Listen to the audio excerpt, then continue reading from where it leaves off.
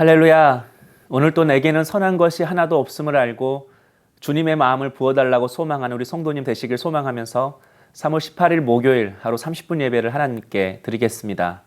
함께 묵상할 말씀은 전도서 7장 15절에서 22절 말씀까지입니다. 하나님 말씀 함께 받도록 하겠습니다.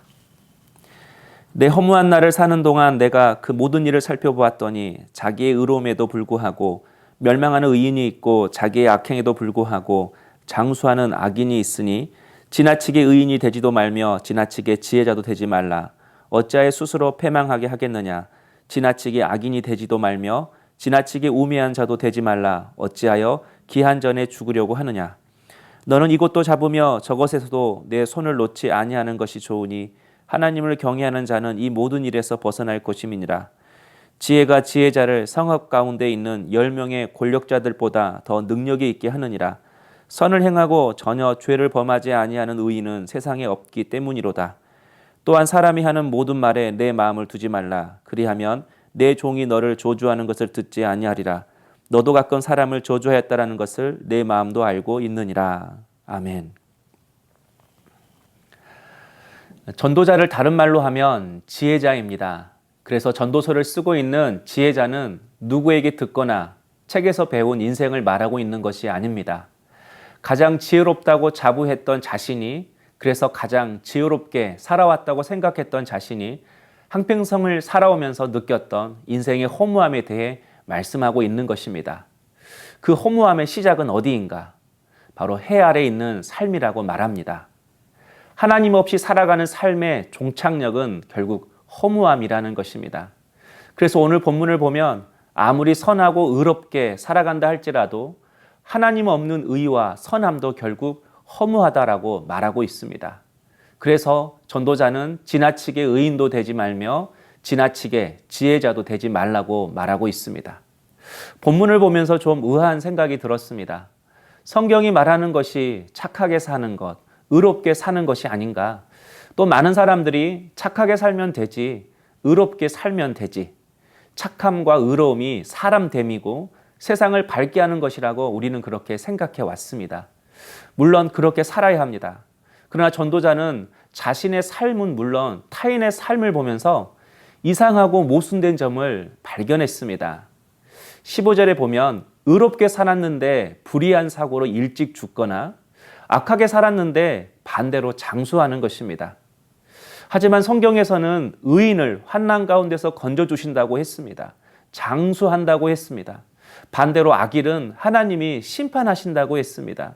그런데 막상 삶을 보니 다른 결과로 나타나는 것입니다. 그래서 전도자는 삶의 이율 배반을 경험하게 된 것입니다. 그래서 전도자가 16절에서 지나치게 의인이 되거나 지혜자가 되지 말라고 합니다. 또 17절에서는 지나치게 악인도 되지 말고 우매한 자도 되지 말라 이렇게 말하고 있습니다. 그래서 이 말씀이 마치 이렇게 들립니다. 의롭게 살아도 소용없다. 착하게 살아도 소용없다. 그래서 적당하게 선하게, 적당하게 의롭게 살아라. 또 남에게 패만 안 끼칠 정도로 적당하게 나쁘게, 적당하게 세상적으로, 적당하게 즐겁게, 적당하게 자신을 위해서 살아라. 마치 우리의 마음을 대변해 주는 것처럼 들립니다. 그러나 전도자는 지금 그런 뜻으로 말씀하는 것이 아닙니다. 18절에 보면 너는 이것도 잡으며 저것에서도 내 손을 놓지 아니하는 것이 좋으니 하나님을 경외하는 자는 이 모든 일에서 벗어날 것임이니라. 쉽게 설명하면 하나님을 경외하는 자는 극단을 피한다라는 말씀입니다. 다시 말해서 너무 착하게 살려고 하다 보면 또 너무 의롭게 살려고 하다 보면 하나님의 뜻을 모르고 자신이 모든 일을 해결하려고 할 때가 있다라는 것입니다. 하나님은 때론 고난을 통해서 우리가 이해할 수 없는 사건들을 통해서 우리를 빚으시고 우리를 새롭게 하시려고 할 때가 있습니다. 그런데 자신이 너무 착해서 너무 의로워서 너무 열심히여서 모든 짐을 다른 사람의 일을 자신이 간섭하려고 할 때가 있다라는 것입니다. 대신 장애물을 치워주고 모든 것을 채워주고 모든 것을 간섭합니다. 이처럼 하나님의 계획이 있어서 사건들을 주시는데 하나님의 뜻은 모르고 자신의 열심과 선함과 의로움 때문에 하나님의 뜻을 가로막게 될 때가 있다는 것입니다. 그래서 전도자는 20절에서 이렇게 말씀합니다. 선을 행하고 전혀 죄를 범하지 아니하는 의인은 세상에 없기 때문이로다.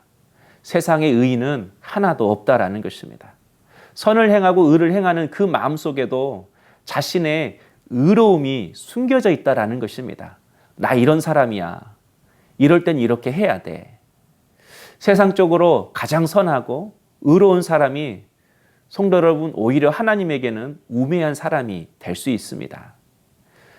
그러므로 착하고 의롭게 살지만 그 착하고 의로운 일도 항상 하나님 앞에서 멈추어서 하나님의 뜻을 살펴야 한다라는 것입니다. 바로 이 모습이 지혜자의 모습이고, 내가 생각하기에 착하고 의로운 일도 하나님 앞에 멈추어 서서 물어보는 것이 하나님을 경외하는 자의 모습인 것입니다. 이렇게 나의 발걸음을 멈추고 하나님의 뜻을 살피는 자가 10명의 권력자보다 능력이 있다고 19절에서 지혜자는 말하고 있습니다. 성도 여러분, 착하게 살고 의롭게 사는 것은 중요합니다. 그러나 인간적인 의로움과 선함은 사람에게만 귀를 기울이게 합니다. 그래서 21절처럼 모든 사람들의 말을 마음에 담아두게 됩니다. 그러다 보면 종이 하는 조주까지 듣게 되어서 마음을 상하게 된다라는 것입니다. 그러다 보면 나 또한 선을 넘어서 누군가를 저주하고 나의 열심으로 누군가를 정죄하고 판단할 때가 있는 것입니다. 물론 사람의 소리에 귀를 기울여야 합니다. 하지만 우리를 움직이게 하는 힘, 우리를 행동하게 하는 원천은 언제나 하나님이어야 한다는 것입니다. 오늘은 여러분이 열심히 하고 있는 무슨 일이 있다면 잠깐 멈추어 서서 하나님께 물어보시면 어떨까요? 또 내가 지금 나도 모르는 사이 지나치게 뭔가에 빠져 있는지, 혹시 누군가를 힘들게 하고 있지는 않은지, 혹시 죄의 유혹에 빠져 있지는 않은지, 그래서 하나님과의 관계가 멀어져 있지는 않은지, 멈춰서서 말씀이라는 거울 앞에 자신을 살펴볼 수 있는 우리 성도님 될 수 있기를 주님의 이름으로 축복합니다. 기도하겠습니다. 사랑의 주님, 착하고 의로운 일도 항상 하나님 앞에 멈춰서서 하나님의 뜻을 묻고 행할 수 있는 저희들의 삶이 되게 하여 주옵소서. 우리에게는 선한 것이 하나도 없기에 항상 주님의 마음을 구하는 저희들이 될 수 있도록 은혜를 허락하여 주시옵소서. 예수님의 이름으로 기도하옵나이다. 아멘. 오늘의 추천 찬양은 주님 마음 내게 주소서입니다. 내게는 선한 것이 하나도 없음을 알고 오늘 또 주님의 마음을 내게 부어달라고 간구하는 우리 성도님 되시기를 소망합니다. 오소서 주님, 나의 마음은 선한 것 하나 없습니다. 그러나 내 모든 것 주께 드립니다. 사랑으로 안으시고 날 새롭게 하소서.